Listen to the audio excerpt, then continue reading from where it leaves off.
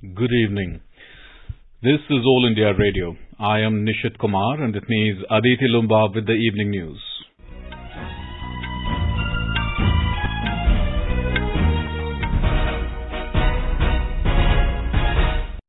The headlines. Prime Minister Narendra Modi launches infrastructure for resilient island states on sidelines of climate summit in Glasgow. On the sidelines of COP26, Prime Minister meets President of Ukraine Volodymyr Zelensky, Prime Minister of Nepal Sher Bahadur Deuba, Prime Minister of Israel Naftali Bennett and Bill Gates. More than 100 world leaders promise to end and reverse deforestation by 2030 in the COP26 climate summit's first major deal. Prime Minister to chair review meeting with officials of districts having low vaccination coverage tomorrow. In bypolls, NDA sweeps northeastern Bihar, BJP and MP in Assam, TMC in West Bengal, while Congress wins 4 seats in Himachal Pradesh.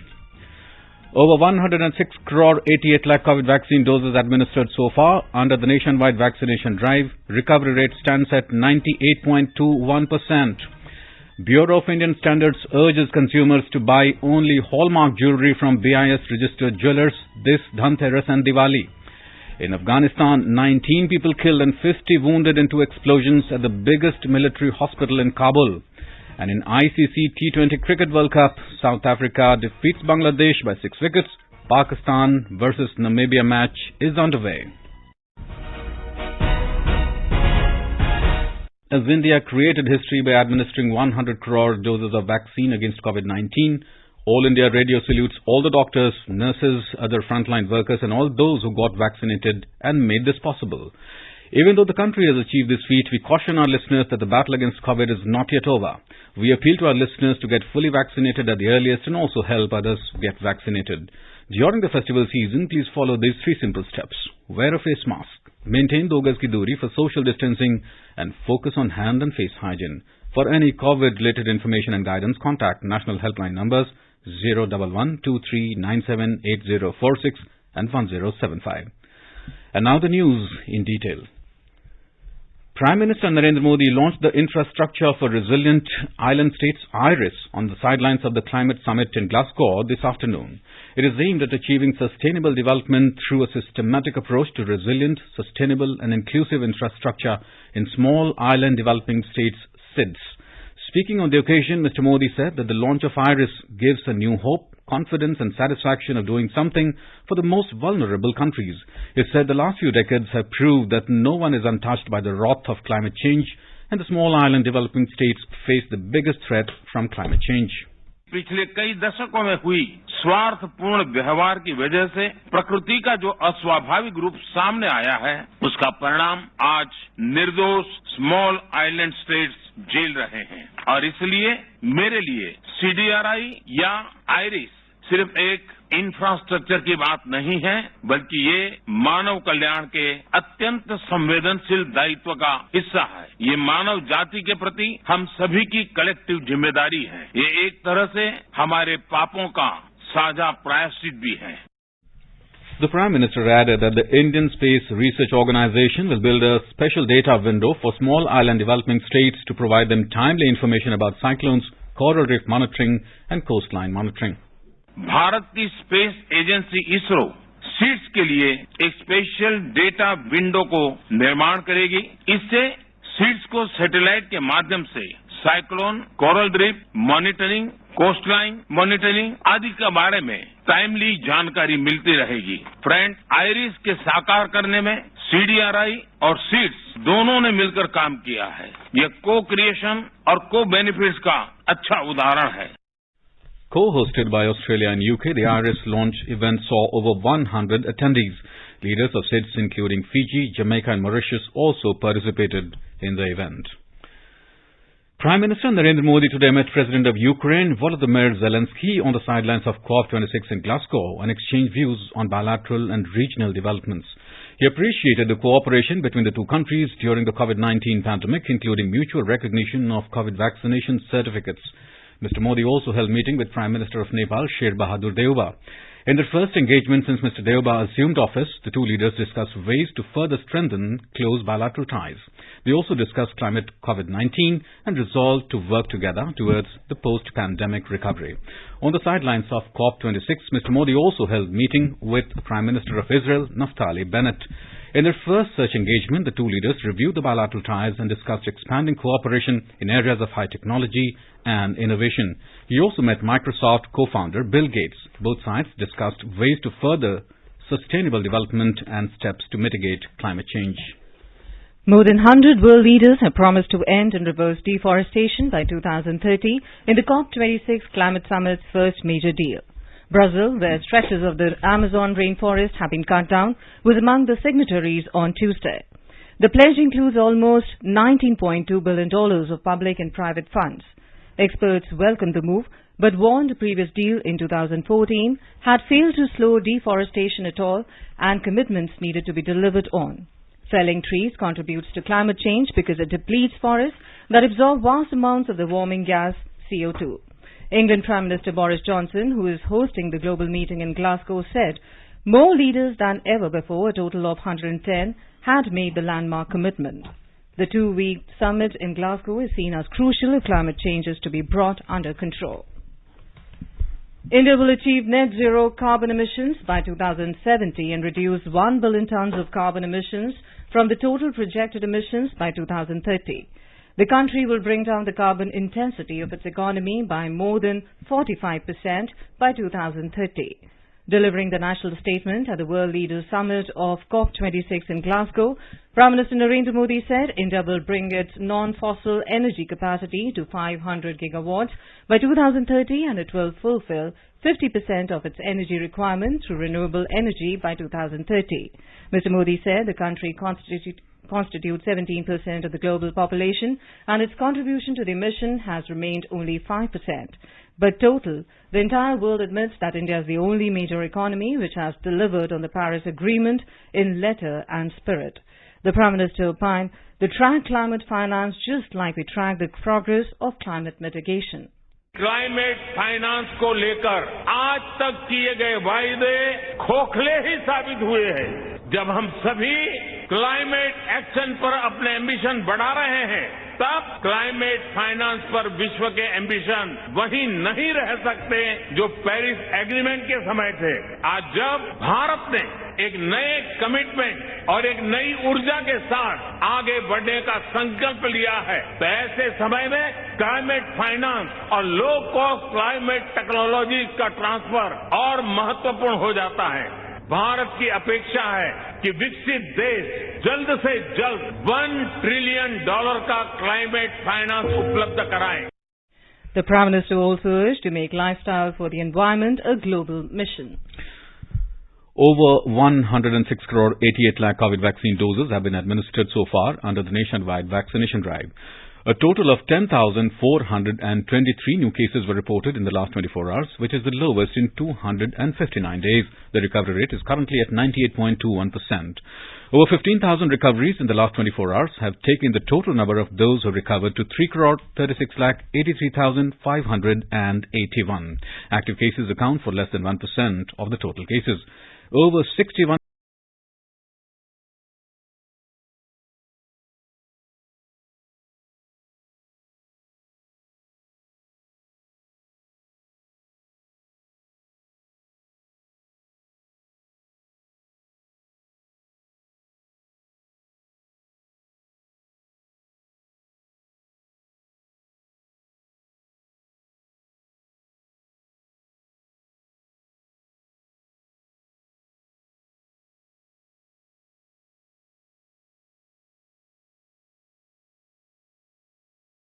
a review meeting with districts having low vaccination coverage tomorrow at 12 noon through video conferencing. The meeting will include districts with less than 50% coverage of the first dose and low coverage of the second dose of COVID vaccine. Mr. Modi will interact with district magistrates of over 40 districts in Jharkhand, Manipur, Nagaland, Arunachal Pradesh, Maharashtra, Meghalaya and other states with districts having low vaccination coverage. Chief ministers of these states will also be present on the occasion. Union Education Minister Dharmendra Pradhan today reviewed the vaccination status of teachers across the country and reopening of schools. He also reviewed the vaccination status in the skilling ecosystem. Mr. Pradhan has been regularly monitoring the vaccination of teaching staff and non-teaching staff to ensure enabling environment of schools to move towards reopening. He stressed upon the need to restore normalcy and vibrancy in educational institutions in wake of rapid vaccination at scale happening in the country. As on date, a majority of states have already opened the schools for all the classes, and over 92% of teaching staff have been vaccinated. In the institutions under central government, over 96% of teaching staff have been vaccinated. Minister of State for Skill Development and Entrepreneurship Rajiv Chandrasekhar and Minister of State for Education Rajkumar Ranjan Singh were also present in the meeting. Kerala reports minor decline in COVID positivity rate. The test positivity rate dropped to 9.91%. 6,444 cases were tested positive in the last 24 hours. The number of positive patients each of the 14 districts is less than 1,000. 8,424 recoveries were also confirmed. 45 deaths were reported, taking the death toll to 32,336. 74,618 is the active caseload in the state. In our bilingual live phone-in program, Corona Jagrukta series, Dr. A.K. Varshini of the RML Hospital will be with us today to answer the queries related to coronavirus. Listeners can ask questions to the expert from 9:30 p.m. on toll-free number 1800-115767 and on telephone number 011-2331-4444. You can also post your queries on our Twitter handle at AIR News Alerts by hashtag AskAIR. This live program can be heard on FM Gold channel and additional frequencies from 9:30 p.m. onwards. This program will also be available on our website newsonair.nic.in and on our YouTube channel News on AIR Official. The defense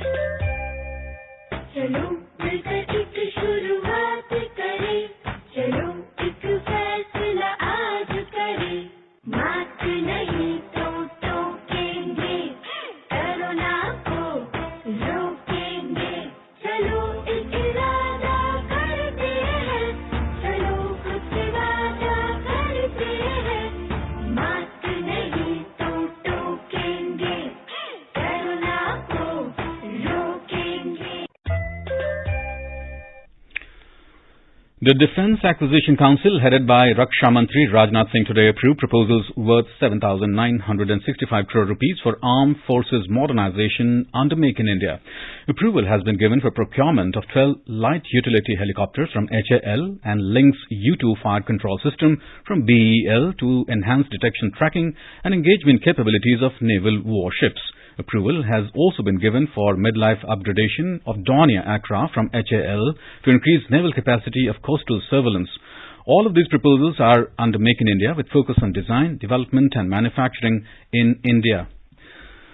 The Ministry of Defence has announced incentives for cashless transaction on e-Chhavani portal of Cantonment Board to promote digital economy. The financial incentives are being provided for community hall booking, water tanker booking, water and sewerage connection, grant of trade license and 78 other services under miscellaneous collection. The Ministry in a statement said residents utilizing these services on e-Chhavani portal and making payments in digital and cashless mode will be getting up to 2% rebate on non-tax charges and fees. The Minister said there is also a proposal to provide rebate in property tax amount to those residents who avail e-Chhavani module online payment facility. Almost all results of by-polls held on the 30th of October in 3 Lok Sabha and 29 Assembly constituencies of 13 states have been announced. In Madhya Pradesh, BJP has won 1 Lok Sabha seat and 2 Assembly seats, while Congress won 1 Assembly seat. Chief Minister Shivraj Singh Chauhan congratulated the party workers and credited the victory to the policies of Prime Minister Narendra Modi, central government and state government. प्रधानमंत्री नरेंद्र मोदी के प्रति मध्य प्रदेश की जनता का स्नेह विश्वास का प्रतीक है। जन कल्याणकारी काम जो किए विकास के और जन कल्याण के केंद्र सरकार ने और भारतीय जनता पार्टी की मध्य प्रदेश की सरकार ने ये उन कामों पर मोहर है। In Bihar, Janata Dal United retained both assembly seats and by-polls. the JDU defeated its nearest rival RJD. In Assam, the ruling BJP has snatched 3 seats from the opposition, while its ally UPPL retained the 2 seats. BJP candidates from Tobra, Mariani and Bhavanipur have won the seats in the by-polls, while the UPPL won Gosaigaon and Tamulpur seats. In West Bengal, ruling All India Trinamool Congress has won all 4 assembly constituencies in the by-poll. In Himachal Pradesh, Congress candidates have won all the 4 seats, including Mandi parliamentary seat. In Rajasthan, the ruling Congress has won both the by-elections to the Vallabhgarh and Dhariawad assembly seats. In Mizoram, ruling party Mizo National Front (MNF) won the by-election in the Tuiriyal assembly constituency in Kolasip district. In Telangana, the BJP candidate Itala Rajendra has won the by-poll to Hazurabad assembly constituency. You are listening to the evening news on All India Radio. For quick news updates round the clock, follow us on our Twitter handle at AIR News Alert.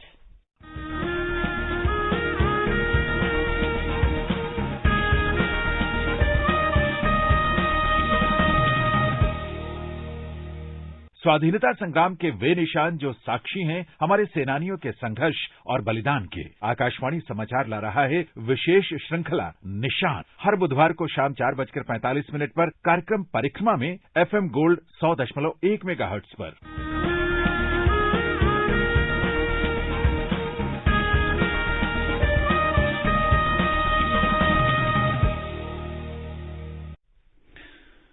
Welcome back.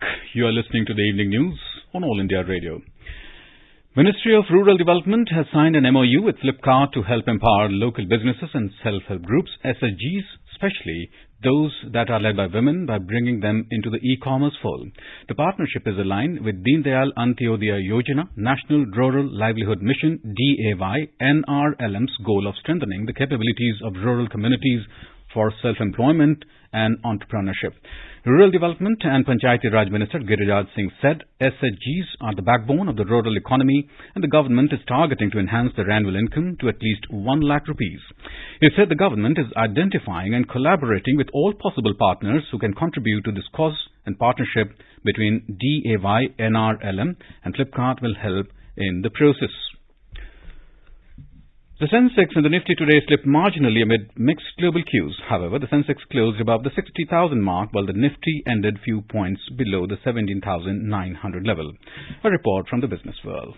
The BSE Sensex fell 109 points to trade at 60,029. The NSE Nifty also declined 41 points to trade at 17,889. In the forex market, the rupee appreciated 19 paise to close at 74 rupees and 69 paise against the US dollar. And in intraday trade, Brent crude was trading around $84.20 per barrel. Rajesh Lake for AIR News.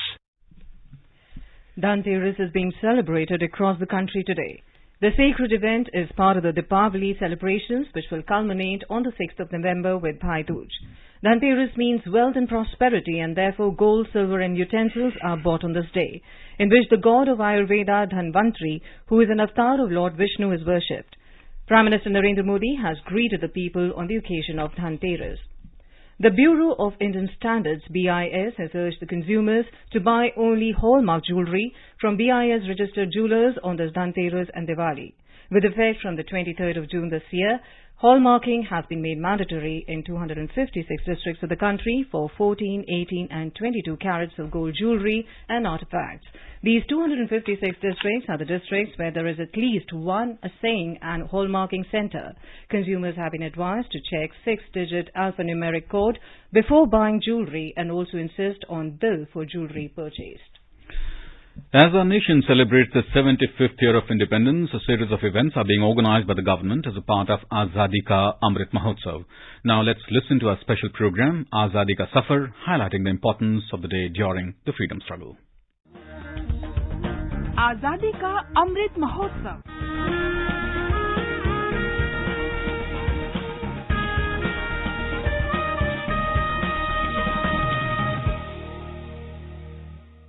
Azadi Ka Safar with AIR News. Birth of a Nation. India's glorious freedom struggle is one of the greatest struggles the modern world has ever witnessed. AIR News brings you a glimpse of this struggle every day.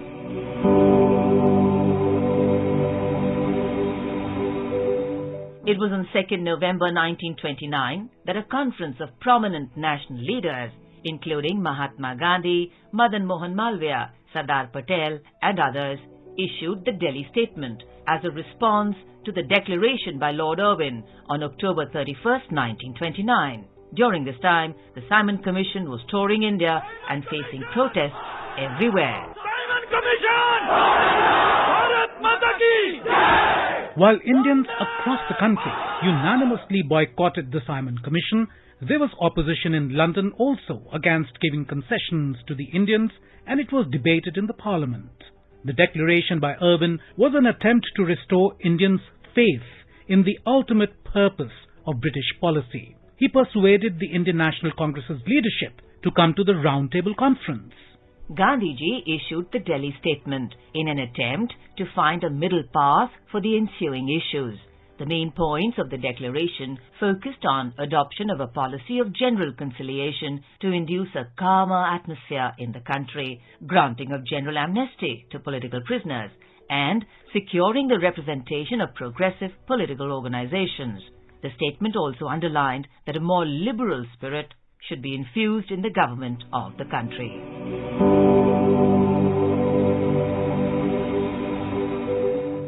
However, when Gandhiji met Irwin on 23rd November 1929, the Viceroy rejected the offers given in the Delhi Statement.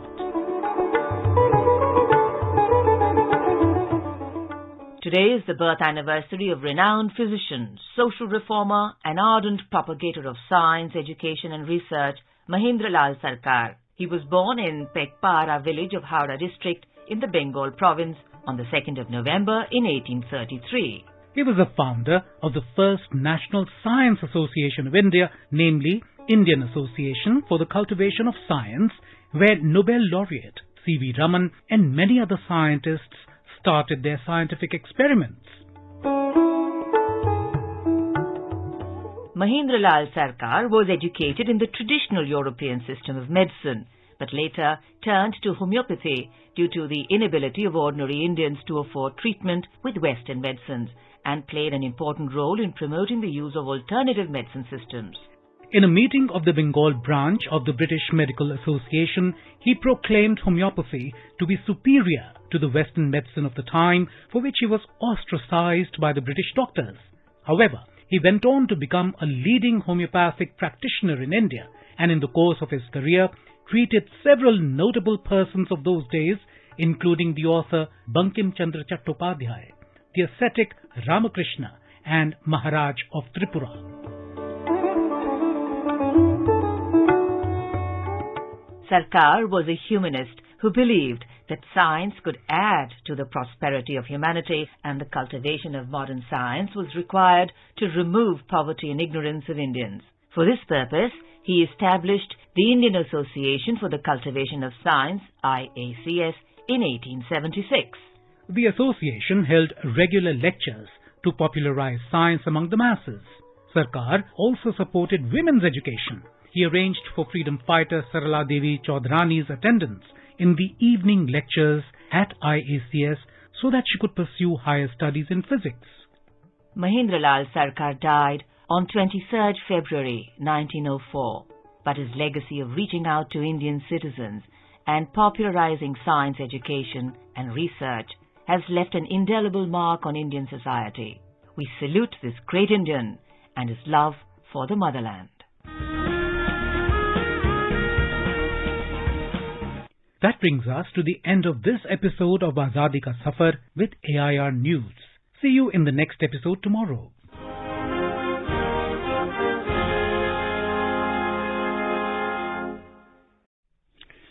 In the Union Territory of Jammu and Kashmir, the Home Department of the UT government has approved the formation of a Special Investigation Agency, SIA, for investigation and prosecution of offences under the UAPA and Explosive Substances Act. AIR Jammu correspondent reports that this agency has been formed on the lines of the National Investigation Agency, NIA, to investigate cases like terrorist violence, terror funding, treason, drugs and arms smuggling. The SIA will also play the role of nodal agency investigating all related cases in including terrorist violence and sedition in the state, coordinating with the NIA and other affiliated security agencies and providing them with all the necessary support. However, the head of the CID wing of J&K Police will be the ex-officio director of the SIA and will be able to act following all the powers available in his jurisdiction and the powers granted by the government from time to time. A court in Mumbai today remanded former Maharashtra Home Minister Anil Deshmukh to Enforcement Directorate custody till 6th of November. Deshmukh was arrested by ED last late night on charges of money laundering and corruption. The investigation by ED revealed that there are 13 companies which are directly controlled by family members of Deshmukh. Further, another set of 14 companies have also come to light which are in the names of close associates of Deshmukh family and controlled by his family members of Deshmukh and their associates. These entities have also been utilized for the purpose of infusion of ill-gotten money of Deshmukh. Additional Solicitor General Anil Singh, appearing for ED, sought Deshmukh's custody for 14 days and said they need to investigate the allegation of collection of around 100 crore rupees. However, Deshmukh's advocate opposed the same and cited Deshmukh's health ailments. He said Deshmukh's shoulder is dislocated and needs constant support. He suffered from COVID-19 in February and heart ailments and suffers from hypertension. The agency has relied upon statements by dismissed police officers Sachin Vaze, currently lodged at Taloja Central Jail, who said he was called to Deshmukh's official residence and asked to collect rupees 3 lakh per month from each bar and restaurant and handed over the list of bar owners. In Afghanistan, at least 19 people were killed and 50 wounded when 2 explosions followed by gunfire hit the biggest military hospital in Kabul, said a Taliban security official. The explosions took place at the entrance of Sardar Mohammad Daud Khan Hospital in central Kabul, and security forces have been sent to the area, Interior Ministry spokesman Qari Syed Khosti said. There were no immediate claim of responsibility, but the official Bakhtar News Agency quoted witnesses saying a number of Islamic State fighters entered the hospital and clashed with security forces. The idol of goddess Annapurna, which was retrieved from Ottawa, Canada, and received by the Archaeological Survey of India, ASI, last month, will begin its journey on the 11th of November for its final resting place at the Kashi Vishwanath Temple at Varanasi in Uttar Pradesh. Giving this information, the Union Minister for Culture and Tourism, G. Kishan Reddy, stated that he will interact with media tomorrow at the residence of Uttar Pradesh Chief Minister Yogi Adityanath to give details of the journey of idol of goddess Annapurna. The Union Minister will also highlight the efforts made to retrieve and bring home the idols and antiquities from various countries under the leadership of Prime Minister. In T20 Cricket World Cup, Pakistan were 133 for 2 in 16.3 overs against Namibia at Zayed Cricket Stadium when reports last came in. Earlier, Pakistan won the toss and elected to bat. In another match at the same venue, South Africa defeated Bangladesh by 6 wickets with 39 balls remaining. Put into bat, Bangladesh scored 84 runs and were all out in 18.2 overs. The Proteas achieved the target in 13.3 overs. All India Radio is broadcasting ball-by-ball commentary of the World Cup matches. In the light of the UN Climate Summit or the Conference of Parties COP26, All India Radio brings to you a ready reckoner. Under the COP26 Explainer series, we'll bring for you daily the terms and concepts that will be in use in Glasgow. Today, we shall talk about what all is climate finance. Climate finance is the flow of funds to all the activities, programs, or projects that support climate change-related projects, whether mitigation or adaptation around the world. The funds can come from a variety of sources, public and private, bilateral and multilateral, and alternative sources of finance. And now let us take a look at the weather forecast for tomorrow. The national capital Delhi will have mainly clear sky. Temperature will vary between 16 and 30 degrees Celsius. Mumbai will have partly cloudy sky. Temperature will be between 24 and 35 degrees Celsius. Kolkata will have mainly clear sky. City will observe a minimum temperature of 21 degrees and a maximum of around 30 degrees. And now, before we end the bulletin, the headlines once again.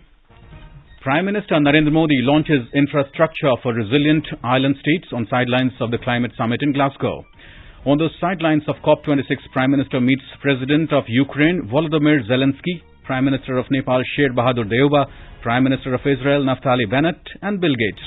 More than 100 world leaders promise to end and reverse deforestation by 2030 in the COP26 climate summit's first major deal.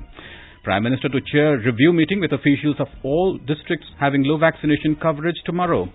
In by-polls, NDA sweeps northeastern Bihar, BJP in MP, and Assam, TMC in West Bengal, while Congress wins 4 seats in Himachal Pradesh.